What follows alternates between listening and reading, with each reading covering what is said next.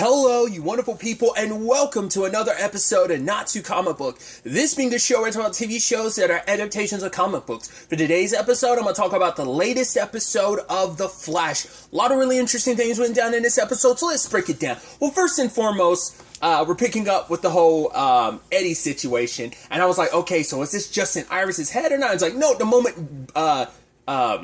Sue is able to see him, you're like, okay, so he's real. Like, I figured this was like a Deathstorm thing. Like, I thought, once again, I just thought was interesting the timing me just because, right, once again, we got some more Eddie. So I'm like, I'm still thinking that's going to come back in some shape or form. Once again, could get to the end of this series and they never really do anything with it. I mean, it still plays plot relevance in this episode just because of the pain it puts Iris through. Because the whole point was, no matter how much time has passed, no matter how much you think you've gotten over your grief, there's always going to be a little bit of a spark left. And the fact is, all Deathstorm has to do is revive that spark and make you drown in that sorrow and that grief. So that's the interesting angle to this. And as Team Flash is trying to put together the means to transform Frost so that she could, like, battle against Deathstorm, the team ends up getting scattered and everyone's getting grief attacked. Barry's getting confronted by his mother, Chuck, his dad, Allegra, her cousin, like everything's happening all at once. And I think it's fascinating, and maybe this speaks volumes. The fact is, didn't go after Cecile because I think Cecile kind of has, well, Cecile's kind of dealt with her grief, but also like her powers, I think, kind of probably acted as a buffer so that he couldn't really get to her. And Caitlin's going through her transformation. And I thought it was interesting how he said, like, right, why he couldn't get to Frost. Like, and I love that line of like, right, I've been there since the first humans. I forgot the exact wording he used, but basically it was like when I was there when the first humans breathed their last breath. I am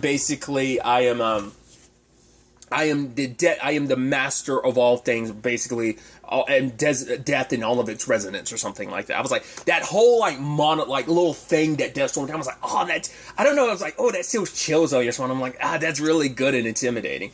But he basically attacks Frost, saying that, right, you're not even a real person. Like, do you know why I'm not attacking your grief? Because it's not real. Everything about you is just a copy of Caitlin. So there's nothing there. Like, basically almost saying you have no real heart, you have no real soul, you have no real conscience because you're just not a real being. Like, so. And that really messes with Frost a lot. I mean, because everyone else does their best to try and fight back against the respective things. Barry, as like Nora's saying, like, right, you'll lose Iris, because it's not just Iris that'll die, it's also going to be, because when Iris dies, your children will die too, like Bart and Nora will never be born.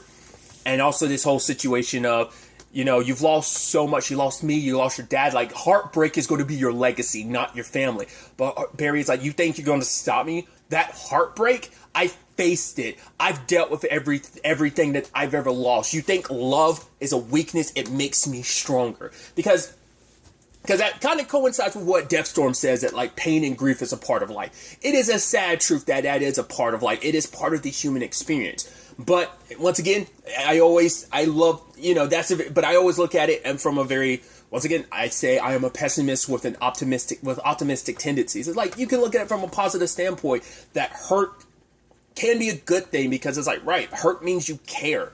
Because if you didn't hurt or grieve about something, it's like, that meant like it didn't mean as much to you. But like, to feel that pain, there, you can't have love without hurt, because when you lose someone you love, you're going to hurt, you're going to feel pain. And then like, it's the dual sides to that duality of love. It comes with the beautiful love, but it also comes with a beautiful sadness when it goes away, whether it's a breakup, whether it's just losing someone in general. I mean, let's focus on that since we're kind of talking about, the episode kind of revolves around death. So, but despite all that, she's like, really? You didn't save me? And it's also like, you think you've gotten over my, and then like hits Barry with every loss he's had over the course of the series. Everyone that's died that he's been unable to save.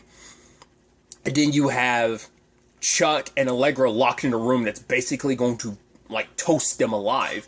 And, you know, Allegra's like, right, has Esperanza saying, right, you lost me, I'm your history, but he was your future. That's what makes it even sadder, like, because the fact is that they both like each other, and the point is for them to be, like, their grief to be driven by the fact is that they're going to die in front of each other, that neither one of them could do anything to save the other, that, you know? And it's like, right, you had this, there was a future you were going to have. He was going to be your future, your destiny, and like that's all gone. And then Chuck's dad is like, right, despite everything, despite how smart you are, despite how good you are with machines, the time you need to come up with a plan more so than ever to save her, you can't. And trying to make them both drown in that grief and that sorrow. And then making Iris drown in the grief of, right. And I thought this was interesting. Like, Eddie's like, I killed myself. I at least died thinking I finally did it. I became a hero. But it's like, my death was meaningless because Eobard Thawne came back again and again and again. And it means my death was meaningless. And the same thing is going to happen to you, Iris. Despite all that you sacrificed, it's like, no. My sacrifice to snap free my, time sickness helped Barry stop Armageddon. It's like, yeah. But in the end, it's not going to matter in the end, is it? Like, it's all going to end up being fruitless. Your death is going to be meaningless like mine is. So, I even love that partway through things, he was like, he sent something from Sue. He's like, why are you happy? She's like, oh, why? Because I'm young, I'm rich, I'm a dime. I'm like, what? Because I thought something like, she had something up her sleeve, but I didn't know that was what was going to be. She called Joe at the last second before, Deathstorm could make it so that they couldn't leave. Joe shows up in time, but sadly in that moment he makes both Sue and Joe drown in grief. If I'm not mistaken, I could be wrong. I think the person he was... Didn't he say Cheryl? Because isn't that Iris's mom? I think. Because that is probably the biggest loss that Joe suffered over the course of this series. And then for Sue it was her grandmother, because obviously I think she said her grandma. And in that moment, Eddie's just like, right. Because this is all about the fact is that Iris potentially still has no future. And it's like, right, everything that you love, everything you get, like, it means nothing because it's all going to come to an end. And even making her reflect it, like, the bullet wound he has, like, having her have one. And you're like, well, he is kind of like this being of death. So you're almost like, can he see her death? I mean, he can read that she has no future. But at the very least, he's feeding off of that grief because that's what she's worried about. She's grieving a potential future she might not have anymore. So he's taking advantage of that. All the while, luckily they bring Mark in, and Frost is like, right, let's try and get this machine working, because he ended up getting the piece they need to finish it. And when they activate it, it doesn't seem to work.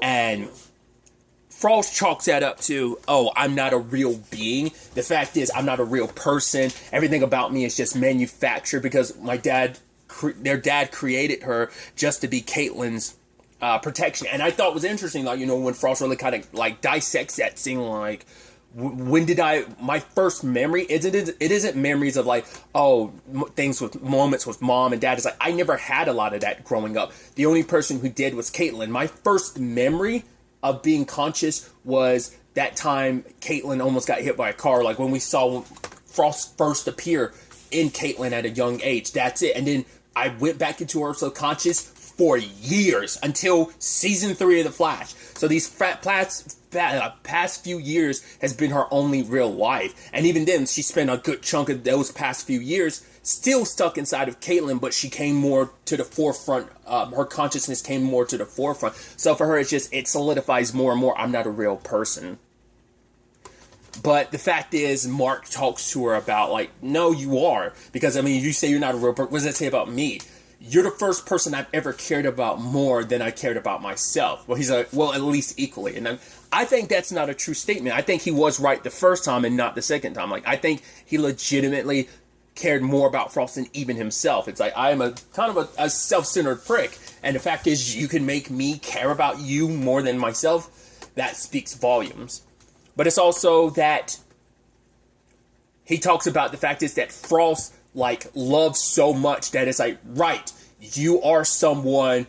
The reason why Deathstorm couldn't find your grief and pain because it's buried so deep. Because you are someone who kind of loves with all your heart. You literally have your heart on your sleeve, and that means that it's going to hit you just as hard with the pain. And so I think just to kind of protect herself, she buried that subconsciously, because it was the situation of whether it was your dad made your feelings artificially or by copying Caitlyn, or whether you pieced them together yourself, you've made your feelings your own feelings. Just like you've grown into your own person.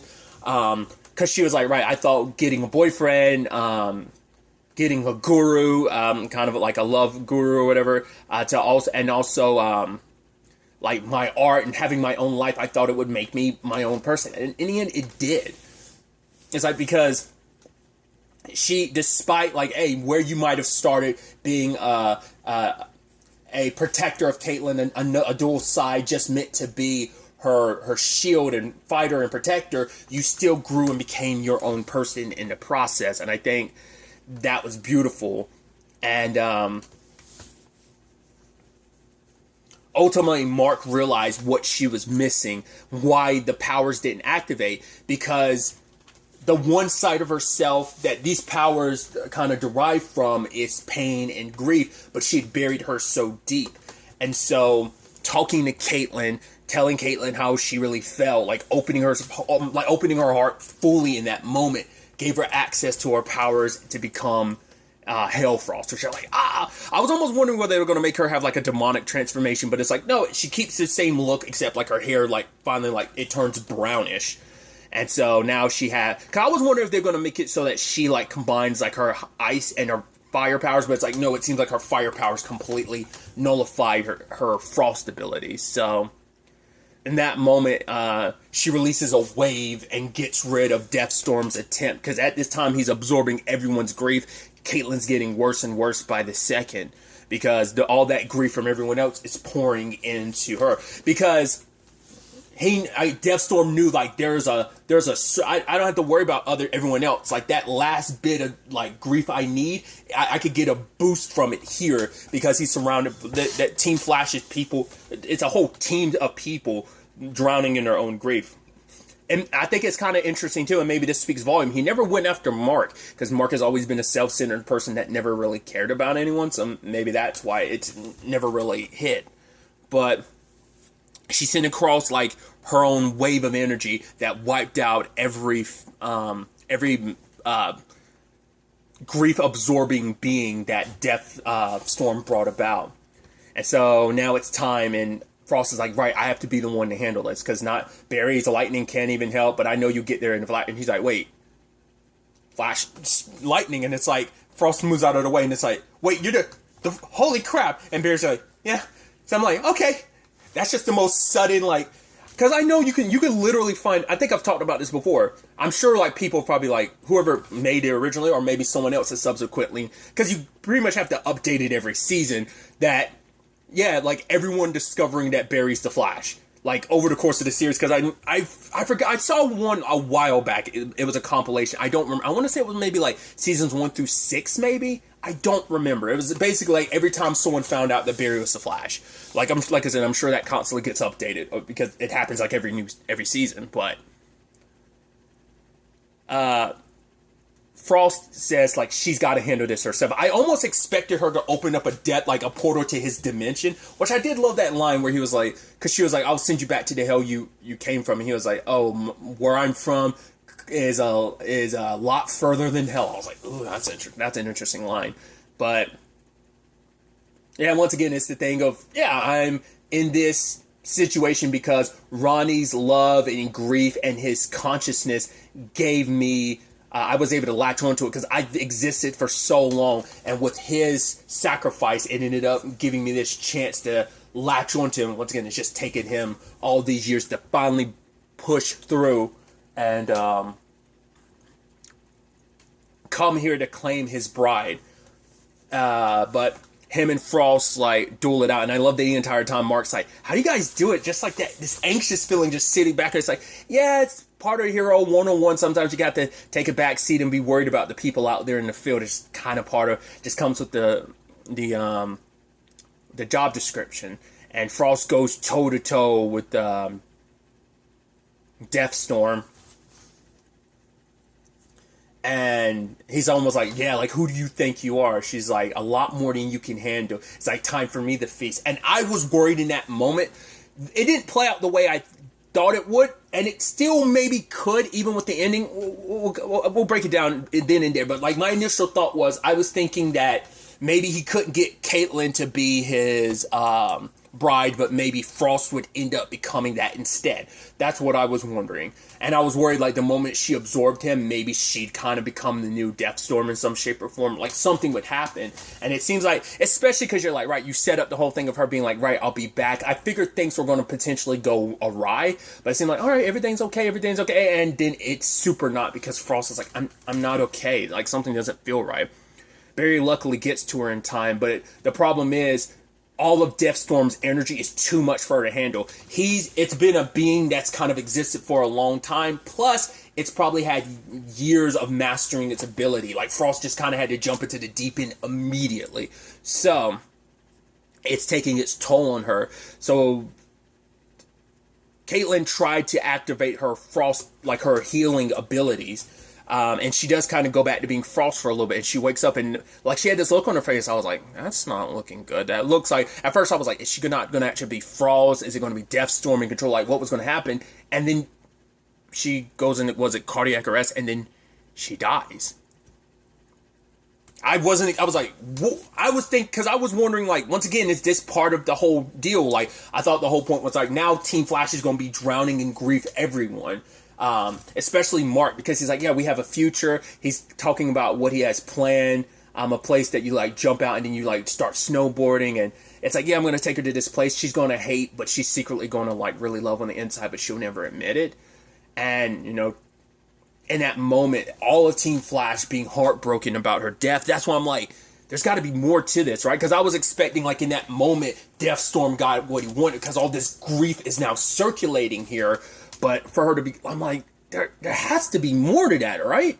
Or are you really just going to kill Frost? Like, I mean, especially because it's like, right, that's always a sad point when it's just like, right, when things are kind of getting in a better place, like grief, like someone's death, like striking in that moment. It's heartbreaking that it's, right, she had her entire life in front of her. That I'm almost like, I don't know. Like, that's why I'm almost wondering whether or not it's still going to play out where, like, kind of what I was wondering, that Deathstorm will rise, that her death in actuality was maybe the final jump off point. Like, I don't think it was Deathstorm's plan, but what if that ends up inadvertently happening, that she does come back and she's not the same Frost as before? Or is this just legitimately like, no, she's gone, you know? Like, so many plans of things, like, laid out of, you know, what was going to happen, her and Mark's future, her living her own life, now that she had finally kind of found herself and kind of, I think for the first time, had been completely whole, like, with her grief and pain activated, like, just being a whole being, finding herself after all the growth she's going through, just to kind of end things here, you know? I don't know. Is this really the end or not? Caught a little glimpse of a preview, but that still doesn't answer. I've avoided most of what was kind of shown, but the question does probably come up. So Barry, why don't you go back in time? I don't know whether Mark found out that Barry could do that and maybe try to force his hand or tell him to do it, but Barry knows first and foremost, you can't do that. He's made that mistake before, and the ramifications are it's too much. You can't go back in time to try and change things like that, because it's a complicated thing. Like, there's repercussions for that type of stuff. I mean, we even got it this season with Bart and Nora going back in time and seeing how that played out for them, like making any changes to the timeline. So, and I think this is also setting the stage for the situation of, okay, so Iris's situation is getting worse. That even Deathstorm, yeah, he might have been trying to play with their heads, but maybe there was some truth about Iris is dying, and Barry's going to pretend like he's been in a situation where, well, he's technically lost her twice. There's the whole, like, Savitar's going to kill her, but it ended up being HR. Then there's the whole situation of, like, right, the entire universe died. The entire multiverse died, and he lost Iris in that regard too. But this is a situation of, if she does die, like with her, it being a time sickness situation, would he even be able to save her just because of her ability? Like, her sickness is kind of breaking time itself, so would he even be able to go back in time to save her? He'd have to just accept her death. So I think Frost's death could be a lead to a domino effect of things. I'm curious to see how they handle this going forward. Will they make it stick? Or like, I don't think Barry's going to go back in time. I don't think there's going to be a time travel angle to it, but I think Frost isn't going that. She's going to kind of be reborn, but maybe reborn as kind of continuing as Hell Frost and that being an issue for a while, or maybe this is the end, like Frost is going, you know? Once again, would just make it even more tragic considering, like, her life had only really just gotten started. Like, because she had spent filling this role. I mean, her and her mom, it's like, right, all the time. It's like, that's always the thing. Like, was it the whole thing of, what's that metaphor of you plan, God laughs, or something like that? So, we'll see how this all plays out. That's why it hasn't quite hit me because I'm like, I feel like it can't be this way. It can't end like this, but maybe it will. We'll ultimately have to wait and see where the next episode takes us going forward with all of this. But really, that's all I'm going to talk about. Till the next time we meet, be happy, be safe, live life to the fullest, and enjoy it. Good day, and good